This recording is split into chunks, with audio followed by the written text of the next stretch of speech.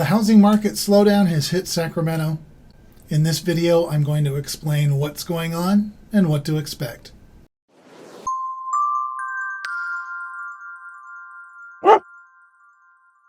Before we get into what's going on in the market, I wanted to talk a little bit about the four components of the housing market. So the four things that we really look at when we're talking about is the market strong, soft, where we think the market's going. It's demand, the number of buyers that are out there actively looking for properties. Pricing, where homes are actually priced.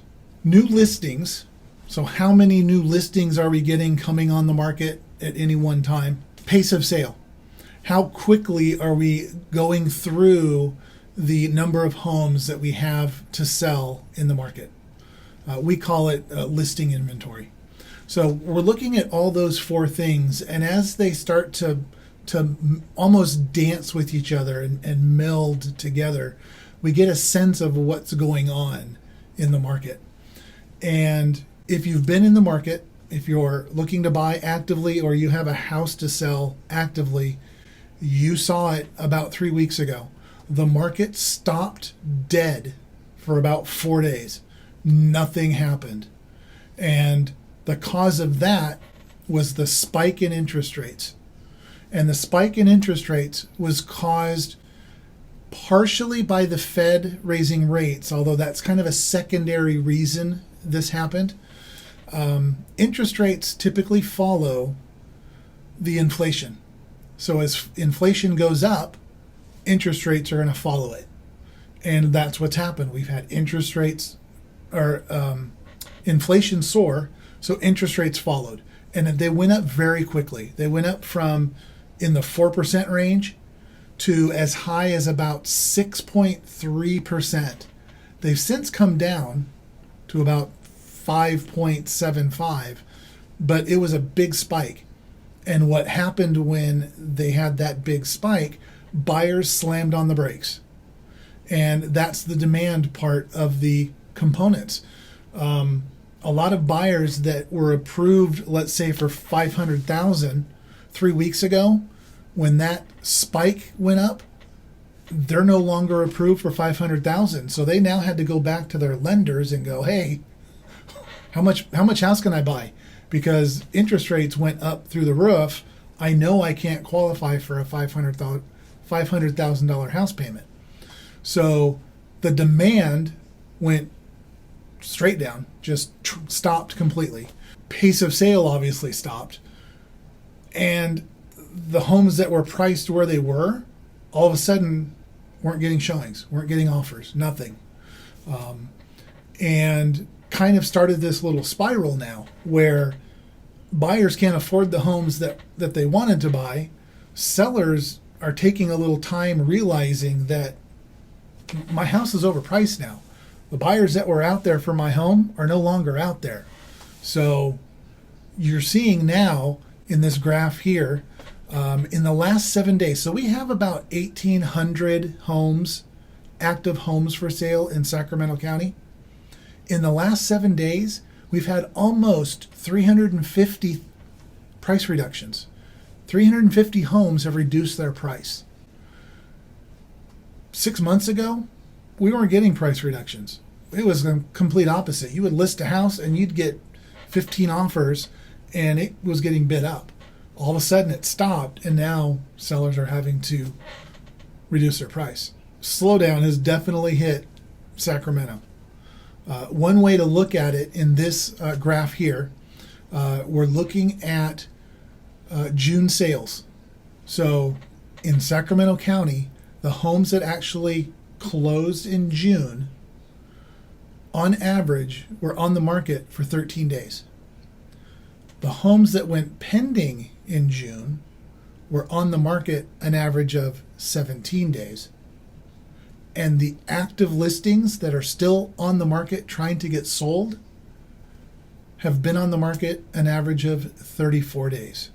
So you see a huge jump. Just from the beginning of June, right around 13 days, to what's today, the 24th of June, 34 days. Part of that demand, part of that new listing inventory. So that's kind of what's going on. It's this kind of dance with all these little components of the real estate market, and these homes are sitting on the market.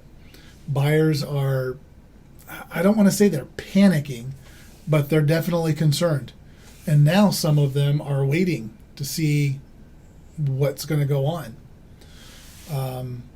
The good news, historically, when the Fed raises rates and interest rates will come back down.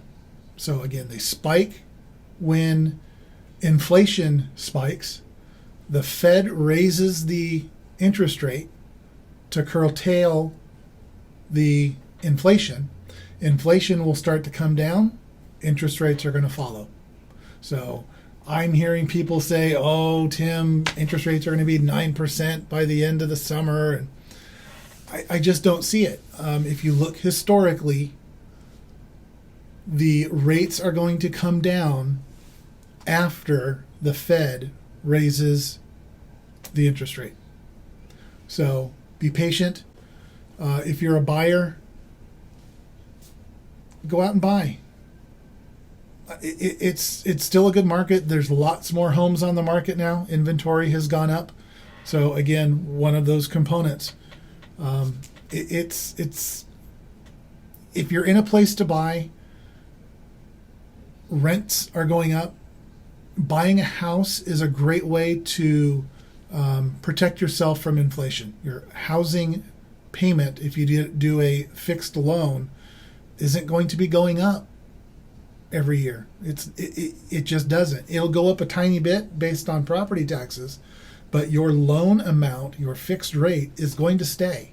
So as inflation goes up, as rents go up, your payment stays there.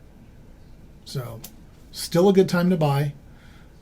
For sellers, if you're going to sell, you need to be real on your price. You can't go in thinking it was 6 months ago and you're going to get 15 offers on your house. It's probably not going to happen. And if you overprice your house, it's just going to sit there. And the longer it sits there, the lower the offer you typically get. Think about if you were a buyer. If that house has been sitting there for 2 months, what are you thinking?